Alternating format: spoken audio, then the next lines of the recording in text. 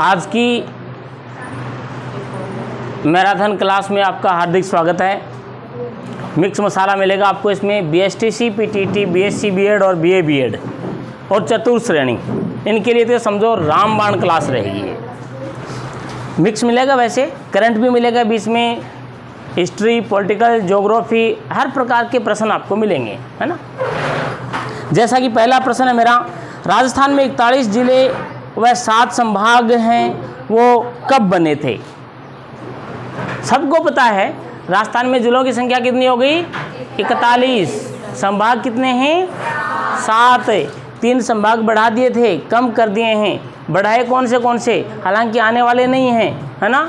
बांसवाड़ा अपना संभाग बन गया था ना, पाली बना था और सीकर बना था, इनको हटा दिया। तो वर्तमान में राजस्थान में 41 जिले व 7 संभाग बने हैं अभी हाल फिलहाल। ये बने कब थे ये बताओ, कब बने थे? हो गया ना, निकल गई ना हवा। चलो ऑप्शन देता हूँ, डेट देता हूँ। 28 दिसंबर 2024, 16 अप्रैल 2024, 28 दिसंबर 2025, 7 अगस्त 2023। अब सब है ना अंधेरे में तीर मार रहे हैं, पता किसी को नहीं है ना। राजस्थान में 41 जिले व 7 संभाग बने थे 28 दिसंबर 2024 को, है ना। 41 तो जिले और 7 संभाग कब बने? 28 दिसंबर 2024 को। अरे ऐसे याद रख लेना कि जो 41 जिले बने थे ना, ये जो 24 वाला साल गया ना, उसके लास्ट में से बना था 28 दिसंबर, है ना। 25 तो करना ही मत भूल के भी। 28 दिसंबर 2024 को ये बने हैं। दूसरा प्रश्न आता है, बहुत ही इम्पोर्टेंट है। सत्य कथन बताना है इसमें आपको। क्या बताना है? सत्य कथन। जैसे कि कैबिनेट सब कमेटी के संयोजक मदन दिलावर हैं। एक कैबिनेट सब कमेटी बनाई थी इनके जिलों का संशोधन करने के लिए, तो उनके जो संयोजक बनाए थे वो तो कौन बनाए थे? मदन दिलावर बनाए थे। सत्य कथन बताना है ना, सत्य कथन बताना है। दूसरा आता है, कैबिनेट सब कमेटी में हेमंत मीणा, राज्यवर्धन सिंह राठौड़, कन्हैयालाल चौधरी, सुरेश सिंह रावत सदस्य रहे हैं। डोली खेड़ा को राज्यपाल स्मार्ट विलेज के रूप में चुना गया है। राजस्थान एम्स एंड नीति 2024 का उद्देश्य सस्ती बजरी का विकल्प देना है। ये बहुत चर्चा में टावर आजकल। एम्स एंड नीति 2024, एम्स एंड नीति, है ना। ये जो सैंड यानी मिट्टी, सैंड यानी रेत होता है ना, तो ये एक आर्टिफिशियल रेत बनाएंगे, तो उसकी एक नीति की है राजस्थान एम्स एंड नीति, है ना। 2024 लागू की, तो ध्यान में रखना। एम्स एंड नीति कब लागू की? 2024 में। तो इसका उद्देश्य क्या है? पूछ लेंगे एम्स एंड नीति 2024 का उद्देश्य क्या है? क्या उद्देश्य है? तो पहली बात तो ये कि सैंड यानी मिट्टी, अरे माटी, है ना। हाँ, तो माटी की ये क्या है? योजना है। इसमें क्या करेंगे? सस्ती बजरी नहीं होती है, रेती अपने जो प्लास्टर करते हैं, ये सस्ते रूप में उपलब्ध करवाएंगे। तो एक ये अलग से क्वेश्चन निकल गया ना। इस क्वेश्चनों में आपको हर क्वेश्चन में 4 क्वेश्चन मिलेंगे, मतलब प्रश्न एक रहेगा, लेकिन इसके जो ऑप्शन है ना उनमें वो भी अपने आप में एक प्रश्न उत्तर रहेगा, ठीक है। तो ये 4 हैं, तो इसमें सत्य कौन सा है ये बताना है। अब 4 तो दे दिया मैंने, अब नीचे ऑप्शन और भी हैं। ए में केवल A, B, C सत्य है, बी में C व D सत्य है, सी में सभी सत्य हैं, डी में A, C, D सत्य है ना। आजकल देखो पेपर बनाने वाले ने एक टेक्निक की है, शायद उसने मेरी नकल की है। मैं तो 2016 से शुरू से ही मेरी आदत है, 2012-13 से मैं यही टेक्निक रखता हूँ। आप में से आज तक ये नहीं देखा होगा कि उपयुक्त सभी है वो डी को छोड़ के कहीं और आया होगा, नहीं देखा ना। मैं 2012 से एक टेक्निक अपना रहा हूँ, और अभी पिछले 2 साल से है ना जो भी एग्ज़ाम हो रही हैं उन्होंने भी ये मेथड चेंज कर दिया है, क्योंकि मैं लेता था बच्चों का जानबूझ के गलत करवाने के लिए। उपयुक्त सभी ए में डाल दिया मैंने, और आप उत्तर रट के गए उपयुक्त सभी, और आपकी आदत क्या पड़ी है उपयुक्त सभी में कौन सा गोला काला करने की, डी फॉर डॉग करते हो ना।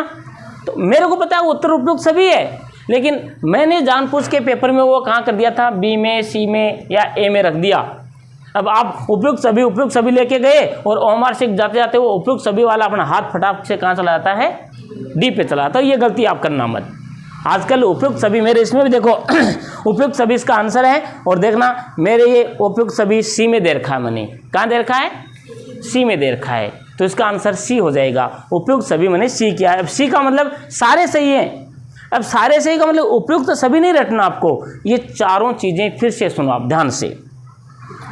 कैबिनेट सब कमेटी में हेमंत मीणा, यानी प्रश्न पूछ लिया जाएगा निम्न में से कैबिनेट सब कमेटी में किसको शामिल किया गया था। एक कैबिनेट कमेटी बनाई थी जिलों का पुनर्विचार करने के लिए, किसको हटाएं किसको नहीं हटाएं। उसमें देखो हेमंत मीणा जी थे, राज्यवर्धन राठौड़ जी थे, कन्हैयालाल चौधरी थे, सुरेश सिंह रावत थे। ये 4 सदस्य इसके थे, तो याद रखने इन आदमियों का आपको। एक डोलीखेड़ा गांव है, ये राज्यपाल स्मार्ट विलेज के रूप में चुना गया है, राज्यपाल स्मार्ट विलेज के रूप में चुना गया है ना। ये डोलीखेड़ा गांव कहाँ है, ये कमेंट में बताएंगे आप, कमेंट करके बताएंगे कि डोलीखेड़ा गांव है कहाँ, है ना। ये आपके लिए रिसर्च क्वेश्चन है। और राजस्थान एम्स एंड नीति 2024 में लागू की गई है, और इसका उद्देश्य है, क्या उद्देश्य है बताओ। राजस्थान एम्स एंड नीति 2024, राजस्थान एम्स एंड नीति 2024 क्या उद्देश्य है बोलो।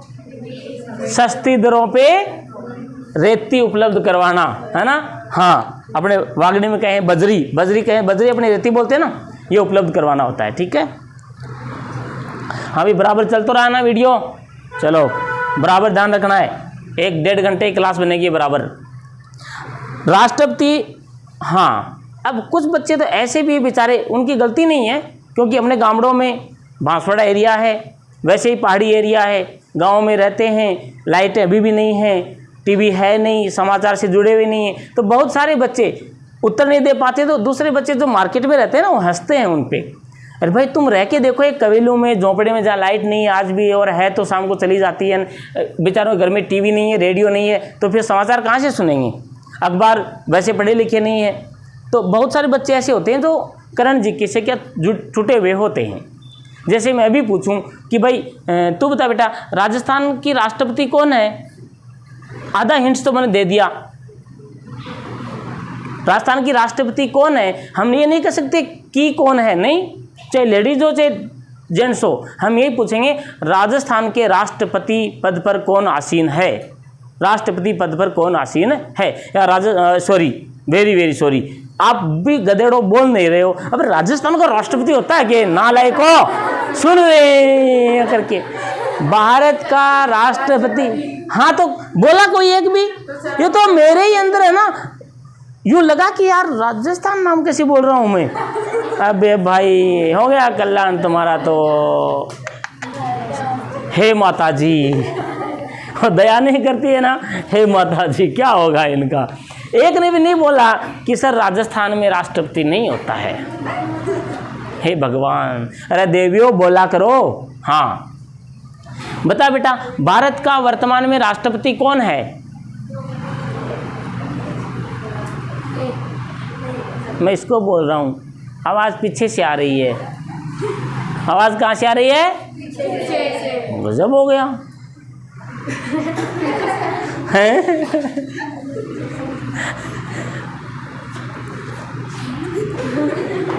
बोल बेटा, देख लो नहीं पता है ना, तो तू क्लास नहीं आई इसलिए नहीं पता, बाकी सबको पता। बताओ बेटा ब्रो कौन है, देख ले क्लास में आने का ये फायदा होता है ना।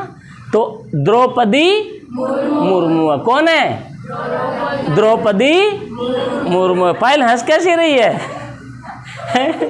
एक बार क्या हुआ टावरो, मैं 6ठी क्लास में था, तो 6ठी क्लास में था तो अंग्रेजी वाला मारता बहुत ज़ोर से था, सही बताऊं, मतलब मुर्गा बना के मारता ना, तो खुद की लगती तो रोते, और साइड में देखते ना तो हंसी आ जाती। क्यों कि साइड वाला है ना यूँ रगड़ता रहता नीचे, दरी पे बैठते पहले हम दरी पे, तो वो नीचे रगड़ता रहता तो हंसी आ जाती। तो वो मास्टर मैं लगभग मिला के कुल मिला के है ना इंटेलिजेंट में ही आता था, तो मेरा कभी गलत नहीं होता था। हम 4-5 बच्चे थे उनका, और हमारा गलत करने के लिए है ना वो पूछता ही जाता उनके, हम समझ जाते कि आज मार खानी है भाई साहब, क्योंकि वो 2, 4, 5 पूछते। सावण राम जी नाम था, सावण राम जी जाट करके नाम था, वो आर्मी में रिटायरमेंट था। और ये टेबल का ये टांग तोड़ के लाता मारने के लिए भी, लकड़ी वाली टेबल की टांग इतनी मोटी आती वो। और उसका एक नियम था, ये अच्छी बात थी कि वो एक ही डंडा मारता, बस एक ही डंडा, 2, 3, 4 नहीं मारते थे ना। तो पूछता ही गया और गलत आ गया भाई, अब क्या करें। आधे बच्चे तो हमें सुनाते ना तो सुना देते, और मार साहब आते ना तो बस गायब। हम पूछते रहे क्या हुआ, तूने मेरे को सारे सुनाए थे, गुरुजी आए तो एक ही नहीं सुना। बोला पता ही नहीं कहाँ से लेके, याद ही एक ही नहीं आया मेरे को। तो मैं समझ गया कि आज मारेंगे, सीधी सी बात है। तो सारे पूछे, लास्ट में अटक गया मैं भी। मैंने कहा गुरुजी गलत आ गया अब तो। बोले गुरुजी, मैंने ये कह दिया गुरुजी आज आप छोड़ दो, मैं कल याद करके आऊँगा पक्का। बोले पक्का? उनका पक्का। मैंने कहा गुरुजी देखो याद तो करके आ जाऊँगा मैं, लेकिन जो वाक्य है ना वो धार्मिक होना चाहिए। बोले हाँ बेटा धार्मिक ले आएंगे। दूसरा दिन भी हो गया। अब दूसरे दिन अंग्रेजी लिख दी, हिंदी अनुवाद करना मेरे को। और उस दिन दूसरे दिन क्या हुआ, जैसे ही घर पे गए ना हम छुट्टी के बाद में, घर वाले निकाल ले, ये डोबी ले और चरा के ला। 4-5 डोबियाँ थी, खोल दी और ले गया। दूसरे दिन एक डोबी थी हमारे, एक तो बहुत मारती बहुत थी है ना, डोबी की थोड़ा जाते तो सामने आती। एक डोबी थी जैसे डराते ना हट, तो वो एकदम बेचारी डर जाती, चुपचाप बैठ जाती, ऐसे डरावनी डोबी थी है ना। ये हम चरा के लाए थे बस। अब मार साहब ने लिखा DRAWPADI, Draupadi was 5 PANDWS Pandavas WIFE wife लिख दिया। अब भाई साहब भरत जी खड़े हो गए, बोला हल्ले बेटा कर, इसका हिंदी अनुवाद कर, पढ़ पहले तो इसको। अब ससुरा ये WS वाज EJMR वाज वर ये तो सबको पता ही होता है, और 5V1 से लेकर के 100 तक गिनती आती ये भी पता था, और ये चीज़ तो बहुत जल्दी याद करते हैं बच्चे है ना। हाँ वाइफ तो ये 3 तो मेरे को याद थे। अब ये और ये इस दोनों का जुगाड़ बैठ ही नहीं रहा था मेरे से। खड़ा होता हो गया और मैंने स्टार्ट कर दिया। मतलब गुरुजी DRAW ड्रा पहले हमें वो भी सिखाते थे ना, जैसे KA की KI, बड़ी की KEE है ना, ये सिखाते थे हमने सीखी है। तो अब पढ़ना तो मीनिंग तो आ ही नहीं रही थी, तो क्या करें, वो वर्णमाला वाली शुरू कर दी मैंने। तो DRA ड्रा WUPADI पढ़ी, और जैसे ही ड्राउपदी नाम आया ना दिमाग से सारे मेरे स्क्रू खुल गए, और वो घर वाली मेरी ड्राउपदी याद आ गई मेरे को। तो अब ये तो रटे तैयारी पड़े थे, ड्राउपदी वाज 5। अब यहाँ मैंने जुगाड़ बिठा दिया था पहले, मैंने कहा ये ड्राउपदी है ना अपने वाली, वो है, तो यहाँ भी कौन होंगे, पाड्डे ही होंगे ना। मैंने कहा ड्राउपदी वाज 5 पाडाज वाइफ, तो जुगाड़ बिठा दिया अपने तो भाई हैं। तो गुरुजी क्या करें अब बेचारे हैं। अरे बोला पढ़ाई की थी क्या कल? मतलब गुरुजी ना, क्या किया? मैंने कहा डोबियाँ लेके गया था चराने के लिए। अच्छा बोला इसीलिए ऐसा जुगाड़ बिठाया है क्या? तो नहीं पढ़ोगे तो देखो ऐसे ही जुगाड़ बैठेगा आपका भी, इसलिए पढ़ लो बेटा। प्रधानमंत्री भी नहीं पता होता तो अपन राष्ट्रपति भी नहीं पता होता, तो क्या मतलब देख लो कितना के स्टैंडर्ड है। तो ये एमसेंड नीति क्या करेगी, रेती देने के काम में आएगी, सस्ती दरों में अपने को बजरी उपलब्ध कराएंगे। तो अपने भारत के वर्तमान में मुख्यमंत्री अपने राष्ट्रपति कौन है? द्रौपदी मुर्मू है। द्रौपदी नहीं है ना, द्रौपदी नहीं है, द्रौपदी माननीय महामहिम द्रौपदी मुर्मू हैं, ठीक है ना। अब प्रश्न वहीं से बनेगा, देखो राष्ट्रपति द्रौपदी मुर्मू के द्वारा अंतर्राष्ट्रीय दिव्यांगजन दिवस पर किस जिले के जिला कलेक्टर को राष्ट्रीय पुरस्कार से सम्मानित किया गया है? बताइए। किस जिले के जिला कलेक्टर को राष्ट्रीय पुरस्कार से सम्मानित किया गया है? पता है? 2 जिलों के, एक तो सलूम्बर जो नया जिला बना है ना, और एक अपना डूंगरपुर पास में ही है, सबसे स्वच्छता में बहुत आगे है वो, उसकी रैंक अच्छी है। तो सलूम्बर और डूंगरपुर जिले के जो जिला कलेक्टर हैं उनको राष्ट्रपति ने सम्मानित किया है। और अभी अभी अपना ई पोर्टल पे काम करने की समस्याएं आती है ना, इनका समाधान करने के लिए, तुरंत समाधान करने के लिए अपने बांसवाड़ा वाला जिला कलेक्टर है ना, वे सबसे आगे रहे हैं, तो इनको भी सम्मान मिला है, ध्यान रखना। अब है प्रश्न, हमीदा बानो उदयपुर राजस्थान की उड़न परी का निधन कब हुआ? प्रश्न पूछते हैं राजस्थान की उड़न परी के नाम से। उड़न परी कौन है? हमीदा बानो। इनका हाल ही में निधन हो गया है, तो निधन कब हुआ इनका? 7 दिसंबर 2024। कब हुआ? 7 दिसंबर 2024 को हुआ। वर्तमान में राजस्थान में कितने खनिजों का व्यावसायिक स्तर पर खनन हो रहा है? अच्छा क्वेश्चन है। राजस्थान में खनिज कितने प्रकार के हैं? कितने प्रकार के खनिज अभी राजस्थान में पाए जाते हैं? कितने? 79 से और ऊपर चले गए बेटा, 81 है ना? हाँ 79 खनिज, शाबाश 79, ये नहीं आए तो 81 और ये नहीं आए तो 82 भी हो गए हैं। तो ज़्यादा प्राथमिकता अपने को अभी अभी ये देनी है। ये तो एक तो अभी अभी बढ़ा है, तो शायद हो सकता है नहीं भी जुड़ा हुआ हो ना। तो राजस्थान में कुल खनिज कितने हैं? 79 आएगा, नहीं तो 81 आएगा। इसमें से ये तो हैं अपने पास में टाबरो, पूरे भारत में सबसे ज़्यादा खनिज किसके पास? अपने राजस्थान के पास में है। इसीलिए राजस्थान को क्या कहते हैं? खनिजों का अजायब घर कहते हैं। एक यूट्यूब पे वीडियो डाला था मैंने राजस्थान के उपनाम से, उसमें था ना खनिजों का अजायब घर, सरसों प्रदेश है ना, विश्व की सबसे बड़ी ओपन गैलरी, आर्ट कला। राजस्थान को, पूरे राजस्थान को क्या मानते हैं? ये एक म्यूजियम है, खुला हुआ म्यूजियम है, ओपन है ना, ऐसे तो कई नाम है इसके। तो इसमें ना अभी तक खनन कितनों का हो रहा है? इतने में से खनन कितने का हो रहा है? 58 का हो रहा है ना, 58 का खनन अभी हो रहा है। 79 या 81 आपको मिलेंगे, ठीक है ना। अभी हैं अपनी दुकान में है, राजस्थान की दुकान में इतने खनिज हैं।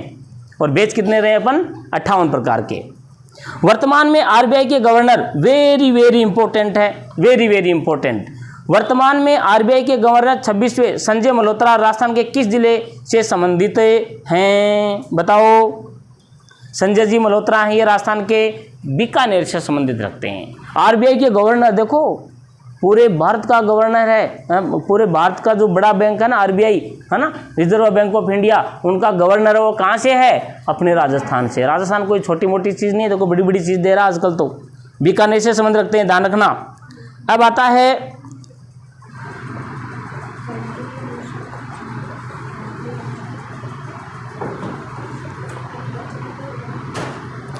एक सम्मेलन हुआ था UNCCD कोप का,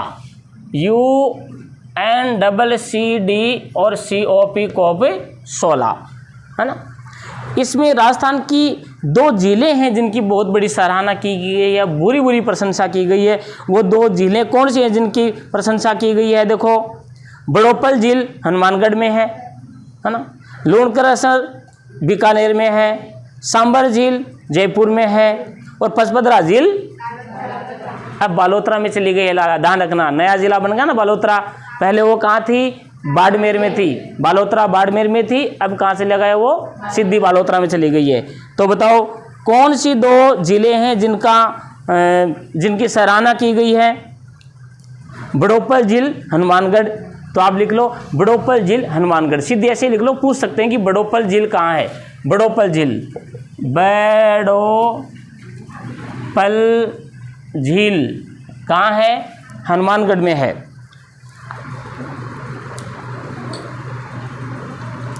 और दूसरी है लूणकरणसर झील बीकानेर। ये 2 झील,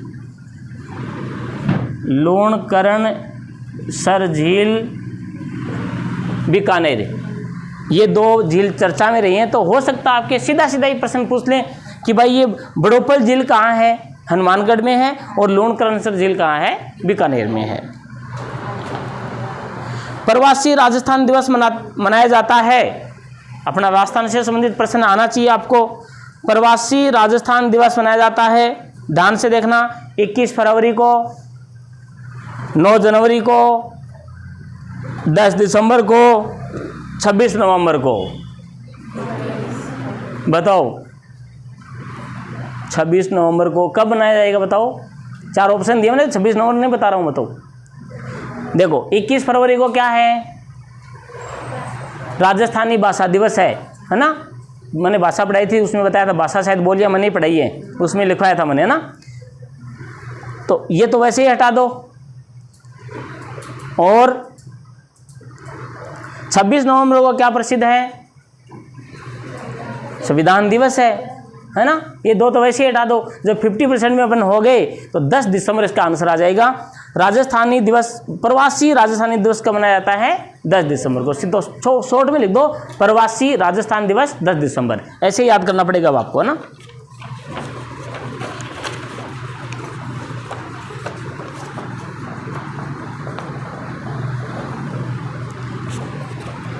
नेक्स्ट है, वरुण सागर झील स्थित है। वरुण सागर झील, बताओ वरुण सागर झील कहाँ है। मोटी मोटी झील तो बहुत बढ़िया आपने। वरुण सागर झील अजमेर में, हाँ, वरुण सागर झील कहाँ है, अजमेर। 17 दिसंबर 2024 को पीकेसी, वेरी वेरी इंपॉर्टेंट, लिख लो चाहे 100% आएगा प्रश्न ये। हाँ, 17 दिसंबर 2024 को पीकेसी ERCP, ये पूर्वी राजस्थान की कैनाल परियोजना है ना। कौन सी है, PKC ERCP के नाम से, और इसको चेंज कर दिया है ना, इसका नाम क्या कर दिया है, राम सेतु, हाँ, जल परियोजना, है ना। ये तो ये PKC क्या है, P पार्वती, काली सिंध और चंबल, 3 नदियों के मेल से बन रही है ये।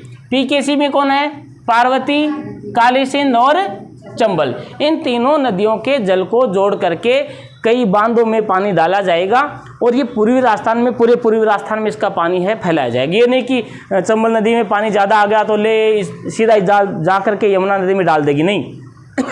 अब इसके पानी को कैनाल द्वारा बांधों से जोड़ा जाएगा, और जिस बांध में पानी कम रहेगा उस बांध में इसका पानी ले जाके छोड़ दिया जाएगा, तो पानी की पूर्ति हो जाएगी। तो पीने की है और कृषि का है जल, वो ज़्यादा अपने को उपलब्ध रहेगा, तो राजस्थान में तो समृद्धि रहेगी। वैसे अभी तो बल्ले बल्ले है पूरे राजस्थान के, क्यों कि वो सिंधु नदी का पानी है वो पाकिस्तान से रोक दिया है, अब ले जाएंगे कहाँ, पंजाब में तो वैसे ही पानी ज़्यादा है, अब वो राजस्थान में ही लाएंगे, तो हमने तो पानी ही पानी है अब तो, हैं। तो PKC 17 दिसंबर 2024 को PKC ERCP का शिलान्यास किसने किया, बहुत ही अच्छा इंपॉर्टेंट प्रश्न है। इसका शिलान्यास किसने किया था बताओ, शाबाश, नरेंद्र मोदी ने किया था, और इसका नाम चेंज करके क्या कर दिया, हाँ, राम सेतु जल परियोजना, राम सेतु जल परियोजना। तो यहां से प्रश्न बनेगा टाबरो। अगला प्रश्न है 11 का, 37वां वन्य जीव संरक्षित क्षेत्र अगस्त 2024 को किसे घोषित किया गया है। 37वां वन्य जीव संरक्षित क्षेत्र है वो अभी अगस्त 2024 में घोषित किया हो, किसे किया गया है, आसोप कंजर्वेशन रिजर्व भीलवाड़ा, अपने भीलवाड़ा में, है ना। हाँ, आसोप कंजर्वेशन रिजर्व भीलवाड़ा, इसको 37वां कंजर्वेशन रिजर्व घोषित किया गया है। ये पूछ सकते हैं कि आसोप कंजर्वेशन रिजर्व कहाँ स्थित है, भीलवाड़ा। शॉर्ट में लिख दो, आसोप कंजर्वेशन रिजर्व भीलवाड़ा, 37वां ये, है ना। आसोप कंजर्वेशन रिजर्व भीलवाड़ा, आसोप है ये ना, आसोप है, आसोप कंजर्वेशन कहाँ है, भीलवाड़ा में। और भीलवाड़ा में क्या क्या मिलता है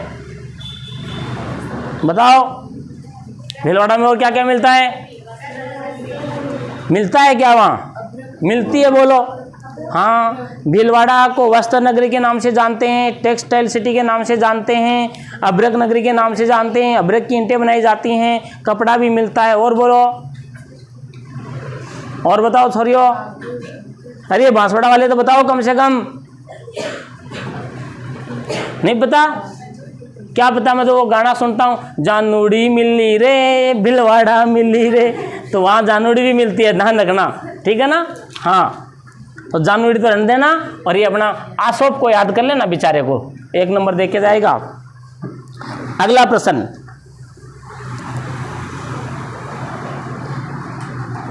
शंभू सागर झील कहाँ है? शंभू सागर झील, शंभू सागर झील रामगढ़ विषधारी बूंदी में। रामगढ़ विषधारी अभ्यारण्य भी है टावरो, ये कहाँ है? बूंदी में है। रामगढ़ विषधारी अभ्यारण्य बूंदी में है, तो ये बूंदी में ही है। कुछ अभ्यारण्य हैं, सरिस्का अभ्यारण्य कहाँ है? अलवर में है ना। और रणथंभौर अभ्यारण्य सवाई माधोपुर में है। और राष्ट्रीय मत्स्य उद्यान, राष्ट्रीय मत्स्य उद्यान कहाँ है? पूरा उत्तर बोलो, राष्ट्रीय मत्स्य उद्यान कहाँ है? पूरा उत्तर बोलो। जैसे वो नहीं आया एक बार वीडियो वायरल हुआ था कि क्या नाम है? नरेंद्र मोदी, पूरा नाम बताओ। नरेंद्र दामोदर दास मोदी, है ना। ऐसे पूरा बोलो बेटा, पूरा का मतलब उत्तर अधूरा है तुम्हारा देवियों। जैसलमेर नहीं आएगा तो फिर दोनों बोलो ना, जैसलमेर और बाड़मेर। आधा उत्तर बोला है आपने, दोनों उत्तर आएंगे, ठीक ध्यान रखना। राजस्थान का छठा टाइगर रिजर्व बनाया गया है। छठा टाइगर रिजर्व कहाँ बनाया गया है? कौन सा? कल परसों प्रीतम जी सर पढ़ा रहे थे, मैं सुन रहा था। छठा टाइगर रिजर्व बाघ अभ्यारण्य कुंभलगढ़। हाँ, छठा बाघ अभ्यारण्य कौन सा है? कुंभलगढ़ है। वर्तमान में कहाँ स्वर्ण भंडार मिले हैं? Very very very very important. हाँ, अपना घाटोल, अपन भी सोने के ऊपर बैठे हैं अपन तो। हाँ, वर्तमान में कहाँ स्वर्ण भंडार मिले हैं? मैं ऑप्शन देता हूँ, घाटोल, जगपुरा, बी सलूम्बर, सी ए व बी दोनों, डी जयपुर।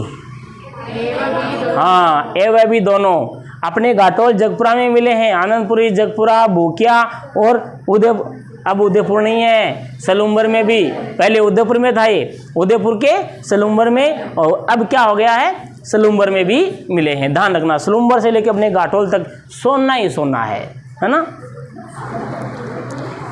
तो ध्यान रखना, घाटोल में कौन सी जगह है? जगपुरा, ठीक है ना। भारत का पहला ऊंट बचाव अनुसंधान केंद्र की स्थापना कहाँ की गई है? देखो, पूरे भारत का पहला ऊंट बचाव अनुसंधान केंद्र की स्थापना कहाँ की गई है? बीकानेर, जैसलमेर, बाड़मेर, फलोदी। कहाँ की गई है बताओ? बीकानेर। क्यों? क्योंकि आपने सुना होगा कि उष्ट, है ना, राष्ट्रीय उष्ट अनुसंधान केंद्र कहाँ है? उष्ट अनुसंधान एवं प्रजनन केंद्र जोहड़बीड़, बीकानेर। तो आप कर दोगे बीकानेर, तो गलत हो जाएगा। जैसलमेर में की है ना। वहाँ तो उष्ट अनुसंधान केंद्र है, और अभी इसको बचाने के लिए केंद्र खोला गया, वो कहाँ है? जैसलमेर में। तो उष्ट ऊंट बचाव व अनुसंधान केंद्र, ऊंट बचाव व अनुसंधान केंद्र पूछे तो जैसलमेर आंसर आएगा, बीकानेर मत करना बेटा। हाँ, 16 में देखो, 3 पैरा ओलंपिक जीतने वाली महिला खिलाड़ी, 3 पैरा ओलंपिक जीतने वाली महिला खिलाड़ी, 3 पैरा ओलंपिक जीते इसने। इसका आंसर हो जाएगा शीतल देवी। शीतल देवी नहीं, वो अवनी लेखरा है। हाँ, अवनी लेखरा, कर लिख दो इसको, ये भी इंपॉर्टेंट है। अवनी लेखरा बहुत चर्चित रही है इसका आजकल। 3 पैरा ओलंपिक जीतने वाली महिला खिलाड़ी अवनी लेखरा। 3 पैरा ओलंपिक जीतने वाली महिला खिलाड़ी अवनी लेखरा। अवनी लेखरा।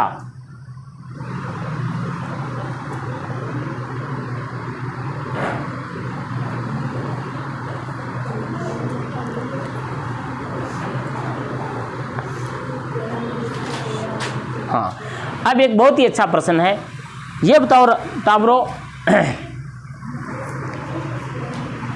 राजस्थान में है ना सबसे ज़्यादा कौन सा अनाज खाया जाता है?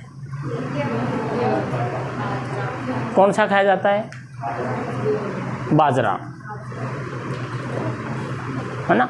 पश्चिमी पूरे राजस्थान में, उत्तरी साइड में वैसे तो गेहूँ ही आजकल कौन खाता है, बाजरा खाता ही नहीं है। बाजरा आपने खाया कभी? बाजरा बहुत टेस्टी लगता है, ब्रेड जैसा एकदम, थोड़ा ज़्यादा उसको पका लो रोटी को, है ना, पीली पीली करके, और फिर खाते हैं ना दूध के साथ में तो मज़ा आता है ना। ब्रेड बिस्किट जैसे लगते हैं वो, है ना, दूध बिस्किट खाते हो ना वैसे। तो अभी हाल ही में बाजरे का समर्पित मूल्य क्या रखा गया है? समर्थित मूल्य क्या रखा गया है? समर्थित का मतलब होता है कि सरकार इतने रुपए में तो आपसे खरीदेगी, बाजरा खरीदेगी ही खरीदेगी। ये समर्थित मूल्य होता है। समर्थन किया मतलब सरकार ने, हम इतने रुपए में आपका बाजरा खरीद लेंगे। तो लिखो बाजरे का समर्थित मूल्य आने की संभावना है। बाजरे का समर्थित मूल्य है 2625 रुपये। 2625 रुपये। काबरो 1 कुंटल का वर्तमान में कितने रुपए लग रहा है? 2625 रुपये प्रति क्विंटल, है ना।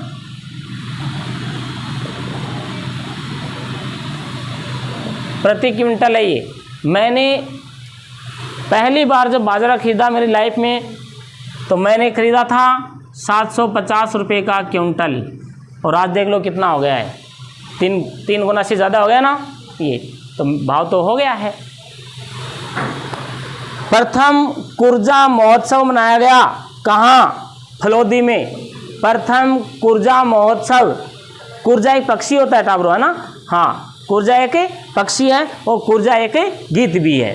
तो प्रथम कुर्जा महोत्सव मनाया गया कहाँ? फलोदी में। और फलोदी भी एकदम ताज़ा ताज़ा ही जिला है, बच्चा ही है अभी, है ना। हाँ, थोड़े ही दिन हुए हैं।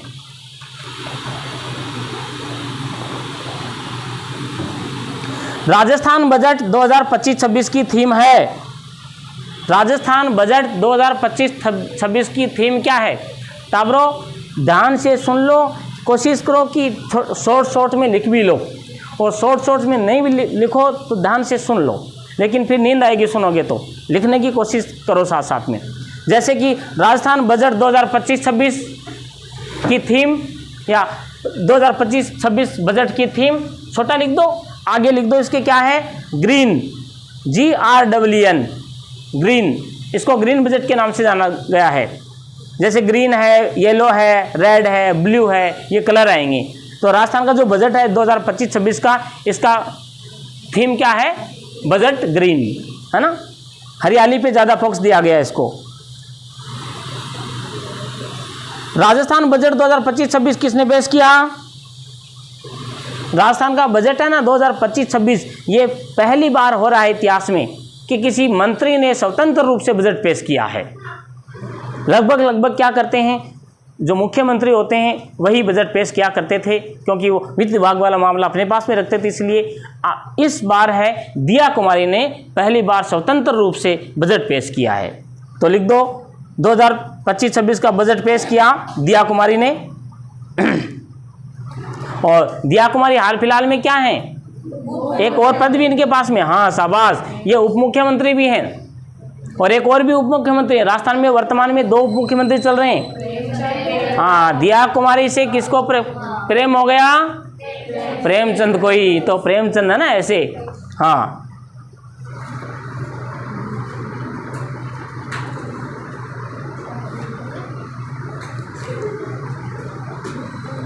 अब देखो राजस्थान में है ना कुछ पार्क खोले हैं।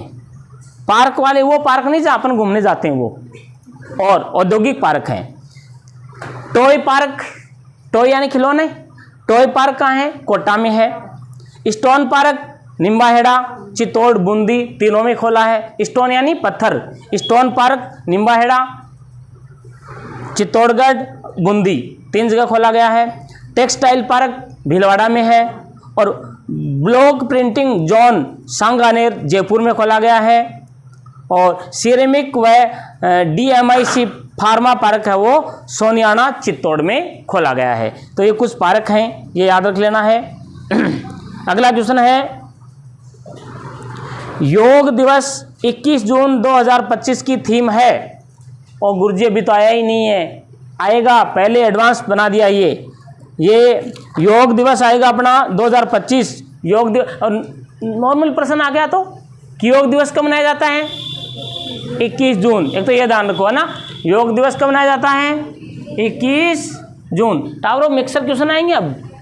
देखो बजट भी आ गया ना, करंट जीके भी आ गया ना, ज्योग्राफी भी आ गई ना, भूगोल भी आएगा, सारे क्वेश्चन आएंगे, जानवी क्वेश्चन सारे ही आएंगे बेटा। ध्यान तक की हमर। हाँ, निंद्र आ रही है, थोड़ी थोड़ी आ रही है ना, वाह। तो योग दिवस कब आएगा? कब? 21 जून को योग दिवस। हर साल 21 जून को योग दिवस मनाया जाता है। इस साल 21 जून 2025 को जो अपना योग दिवस मनाएंगे उसकी थीम क्या है? ऑप्शन बोलता हूं, देखना। योग फॉर यूथ एंड वृद्ध, यानी जवान और बूढ़े सारे योग करेंगे। योग फॉर वन अर्थ, यानी एक पृथ्वी पर योग करेंगे, सारे योग करेंगे। योग करो और मौज करो। क्या करो? योग करो और मौज करो। योग for one earth one health, क्या होना चाहिए? अच्छा, योग करो और मौज करो। ऑप्शन डी वाला, शाबाश चेष्टा, तूने सही तीर मारा है। योग for one earth one health है। योग फॉर वन अर्थ और वन हेल्थ है, ये इसका थीम रहेगी। लिख लो, आने की पूरी संभावना है। वैसे तो मैं वीडियो डाल दूंगा, तो इसको भी एक दो बार सुन लोगे तो शायद आपके याद हो जाएगा। अब टावरों एक प्रश्न है, बहुत ही अच्छा प्रश्न है। टपुकड़ा, टपुकड़ा क्या है? टपुकड़ा राजस्थान के किस जिले में है? पहले जुबान पे सबके ही है, अलवर। पुराने जैसे बच्चे हैं ना, उनको पूछो कि टपुकड़ा कहाँ, कोई सेकंड ग्रेड की फर्स्ट ग्रेड की तैयारी करता है ना, उनको कि टपुकड़ा कहाँ, वो सीधा सोए बोलेगा अलवर में है ना, क्योंकि पहले अलवर में ही था बेचारा। अब अलवर के कितने भाग कर दिए? 3 जगह तोड़ दिया बेचारे को, खतरनाक तोड़ा है टावरों। अलवर से अलवर को अलग कर दिया, खेत तल तिजारा अलग कर दिया है ना, और कोटपुतली बहरोड अलग कर दिया, थोड़ा सा जयपुर को दे दिया और खुद के 2 टुकड़े कर दिए।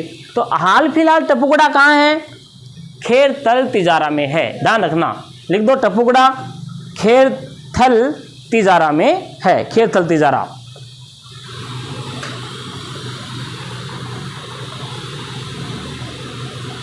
ओलंपिक में हैट्रिक करने वाली पहली महिला भारतीय हॉकी खिलाड़ी, हॉकी की खिलाड़ी है, भारत की पहली महिला है जिसने ओलंपिक खेल में हैट्रिक जमाई है। कौन है?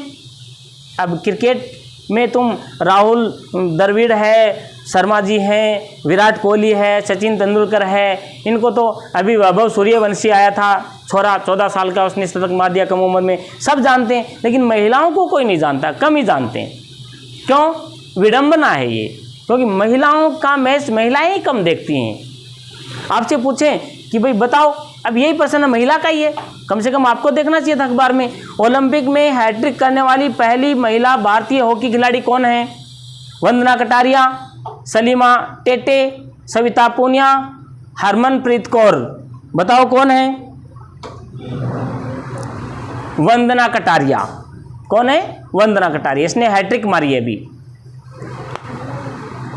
वंदना कटारिया। लगातार आउट कर दिए इसने 3, फटाफट फटाफट हैट्रिक।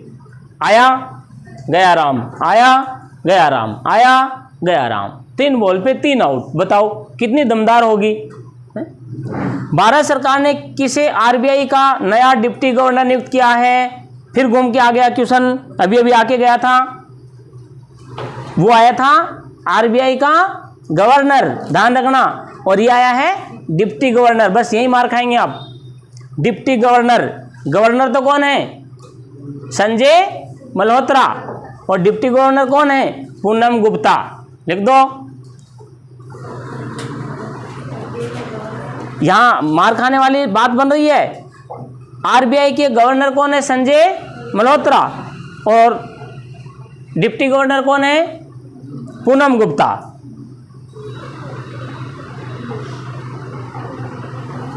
अगला क्वेश्चन है 28 का, राजस्थान के किस अभयारण्य में बाघिन रानी ने नर व्हाइट टाइगर भीम को जन्म दिया है? यानी राजस्थान में एक ये अपनी बाघिन है रानी, इसने सफ़ेद बाघ को जन्म दिया है। सफ़ेद बाघ दुर्लभ होते हैं, सफ़ेद बाघ बहुत कम मिलते हैं। एक पहले भी जन्मा था, एक अब फिर दोबारा, है ना। सफ़ेद बाघ को जन्म दिया है। ये कौन से अभयारण्य की बात है?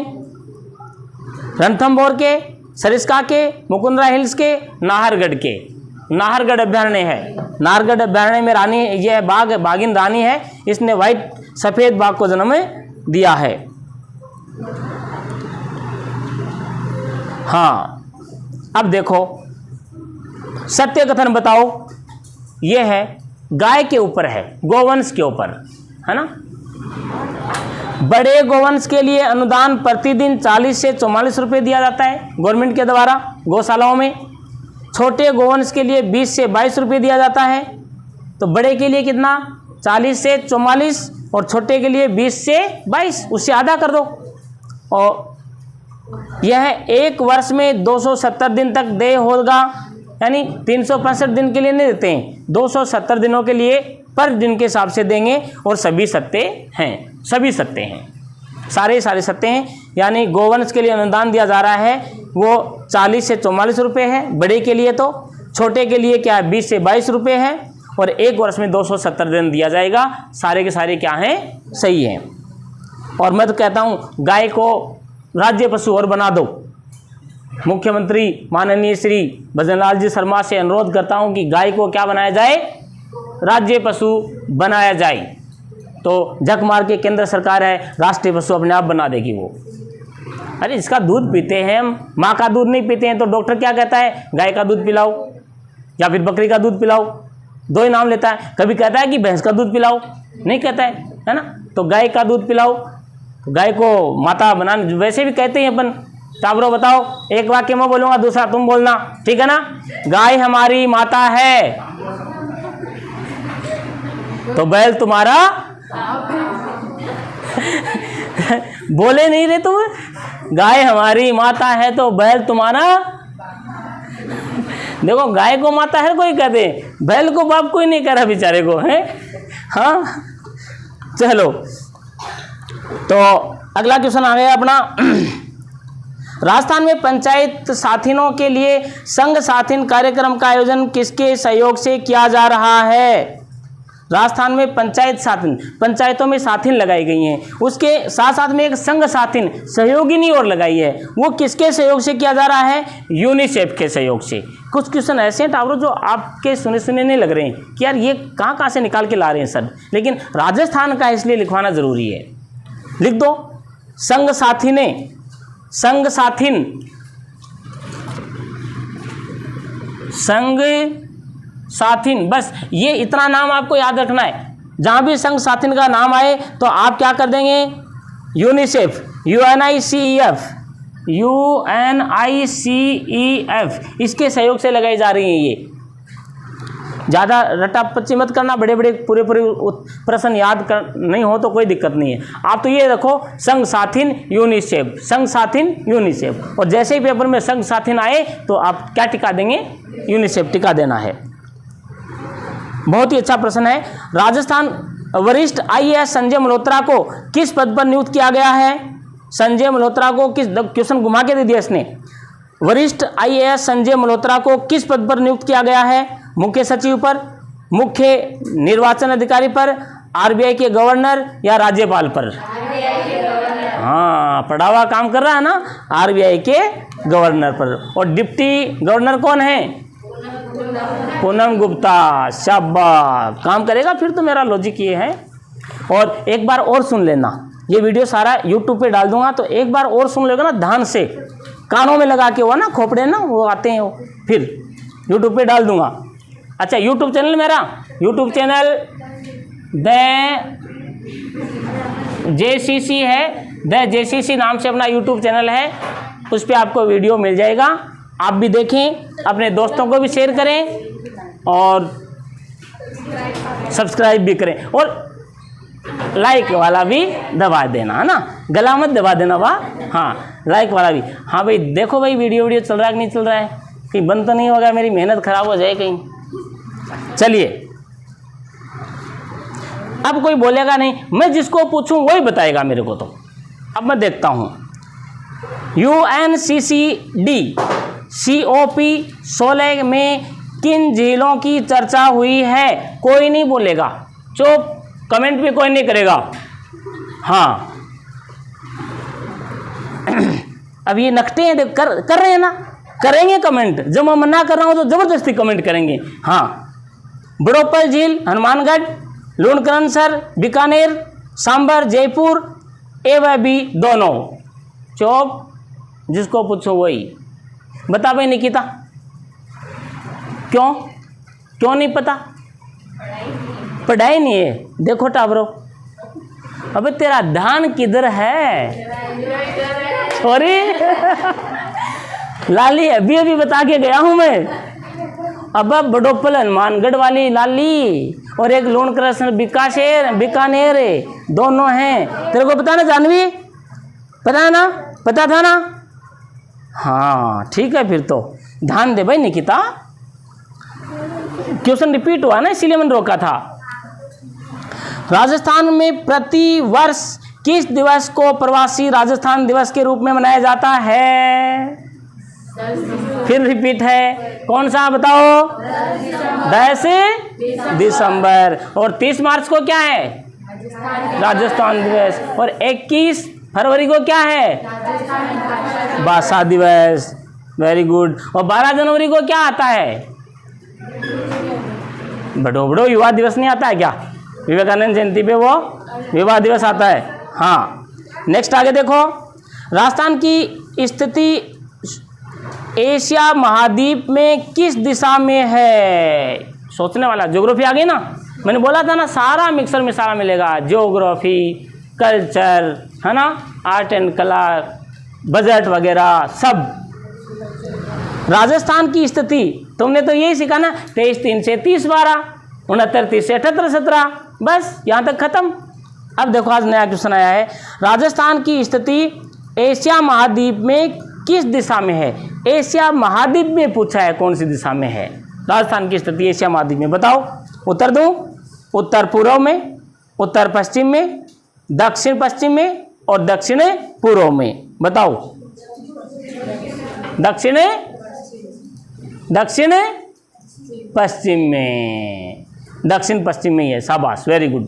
देखो, दक्षिण पश्चिम में है। अब अपने भारत की स्थिति माने ना, अपन भारत में माने तो मान लो, चलो एक डुप्लीकेट भारत बना ही देता हूँ ना, ऐसी नहीं, जो भी है यार बन गया। ये मान लो अपना भारत है, ठीक है ना। थोड़ा सा और अच्छा बनाया तो यार, भारत की बात आ गई ना, इसलिए लो अब थोड़ा ठीक ठाक बन गया, ठीक है ना। नहीं बना तो मैं पाकिस्तान को ले लूँ क्या? यूँ करके ले लूँ पाकिस्तान को, अब बन गया बात। अरे ले लो, अभी तो दे रहा हूँ मैं। नहीं चाहिए?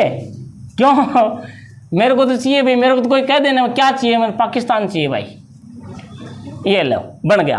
अब अपने तो देखो यूं करेंगे ना, तो बताओ कौन सी दिशा में हो गया ये राजस्थान? यहाँ पड़ता है ना, ये हो गया उत्तर और पश्चिम में। उत्तर और पश्चिम।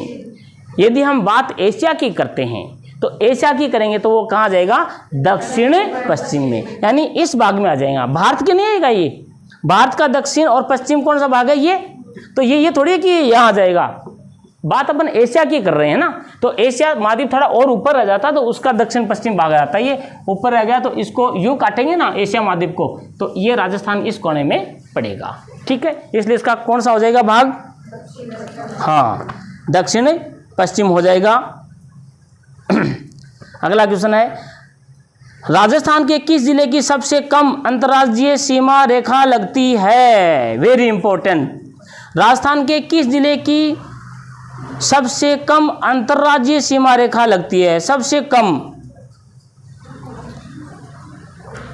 Punjab 89, Barmer 14 kilometre, Bhilwara 16 kilometre, Alwar 18 kilometre. बताओ आपका आंसर क्या है?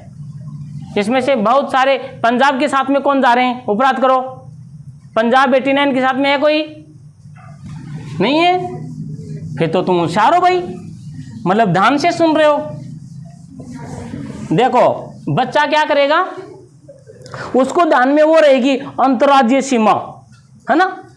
प्रश्न क्या पूछा इसने, राजस्थान के किस जिले की सबसे कम अंतर्राज्यीय सीमा रेखा लगती है। जिले की सबसे कम, राज्य के साथ में पूछिए न कि अंतर्राष्ट्रीय वाली। तो या तो इधर जाएंगे, इधर जाना ही नहीं है, तो पंजाब 89, ये तो पंजाब के साथ में लगी है उसकी 89, पूरे पंजाब के साथ में। एक जिले की सीमा रेखा पूछी है, तो सबसे कम सीमा रेखा भीलवाड़ा की है 16 किलोमीटर। अपने एमपी के साथ में लगती है कितने किलोमीटर, 16 किलोमीटर। और एमपी की राजस्थान के साथ में 1600, एमपी की राजस्थान के साथ में क्या है 1600, ध्यान रखना। ताबरो भीलवाड़ा की 16 कैसे है रे, ऑप्शन तो पढ़ो ना, डोबड़ो। पंजाब बाड़मेर 14 किलोमीटर है ना, हाँ बाड़मेर की क्या है 14 किलोमीटर, ये गुजरात के साथ में लगती है। बाड़मेर की सबसे कम सीमा रेखा लगती है किसके साथ में, गुजरात के साथ में 14 किलोमीटर ही लगती है, जबकि भीलवाड़ा की कितनी है 16 है ना, तो वो ज़्यादा हो जाएगी। और एमपी की राजस्थान के साथ में कितनी लगती है 1600 किलोमीटर लगती है, कई बार प्रश्न पूछा गया है ये। चलो इस पेपर के 2 क्वेश्चन लास्ट बचे हैं, पेपर हो गया है। हैप्पीनेस ऑल अराउंड किसकी रचना है, ये अभिजीत गुप्ता की है। हैप्पीनेस ऑल अराउंड ये अभिजीत गुप्ता की रचना है। 2 मई 2025 को पीएम मोदी ने कहाँ विजिंजम अंतर्राष्ट्रीय बंदरगाह का उद्घाटन किया है। नाम ही देखो लिया ही नहीं जा रहा है, विजिंजम, तो साउथ में मिलेगा आपको। एक अंतर्राष्ट्रीय बंदरगाह है जिसका मोदी जी ने अभी 2 मई, अभी ताज़ा इसी महीने में 2 मई 2025 को उद्घाटन किया है, और जो अपने काम में आएगा डिफेंस के रूप में। ये कहाँ किया है, विंजीजम केरल में, है ना। आपको लिख के देता हूँ मैं, ये जो बंदरगाह पूछें, ये बंदरगाह है, ये कहाँ है, केरल में है। ये पीटीटी वाले बच्चों के आने की चांस बनते हैं, एसटीसी वालों के राजस्थान का ज़्यादा आएगा। तो इसका उद्घाटन कब किया है, 2 मई 2025 को। ताज़ा क्वेश्चन है ये। हाँ बहुत ही अच्छा प्रश्न है, मेरे हिसाब से तो आना चाहिए पेपर में, ये नहीं दिया तो कुछ नहीं दिया। फिर जम्मू कश्मीर में पुलिस सेना व सीआरपीएफ ने मिलकर हाल ही में कौन सा ऑपरेशन चलाया है। प्रश्न तो सुनो, हाँ जम्मू कश्मीर में पुलिस सेना व सीआरपीएफ ने मिलकर हाल ही में कौन सा ऑपरेशन आतंकियों को खदेड़ने हेतु चलाया है। आतंकियों को खदेड़ने हेतु चलाया है, मारने हेतु नहीं। मारने के तो अपन जाके ठोक के आए गए ना उसके घर में, तो वो तो ऑपरेशन सिंदूर था जिसमें हम गए, ठोका और वापस आ गए। अब जो बच गए यहाँ छुप छुप के रह रहे हैं जंगलों में, उनको वहाँ से निकाल रहे हैं, उसका नाम क्या है। सबका गलत आया ना, देख लो ऑपरेशन सिंदूर में कह रहा था ना। प्रश्न तो सुनो, तो हमेशा जब भी उत्तर दो तो प्रश्न के लास्ट तक जाना, तब जाके खबर पड़ेगी हाँ क्या पूछ रहा है। इसका है ऑप्शन देखो, ऑपरेशन सिंदूर, ऑपरेशन क्लीन, ऑपरेशन मंगलसूत्र, इसमें से कोई नहीं।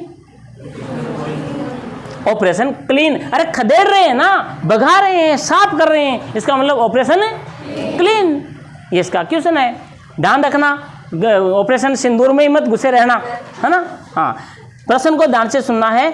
वहां से आतंकवादियों को खदेड़ रहे हैं, भगा रहे हैं, तो भगाने के लिए क्या आएगा, साफ करना, ऑपरेशन क्लीन। और ठोकने वाला कौन सा था, हाँ ऑपरेशन सिंदूर था। तो एक पेपर आपका पूरा हुआ।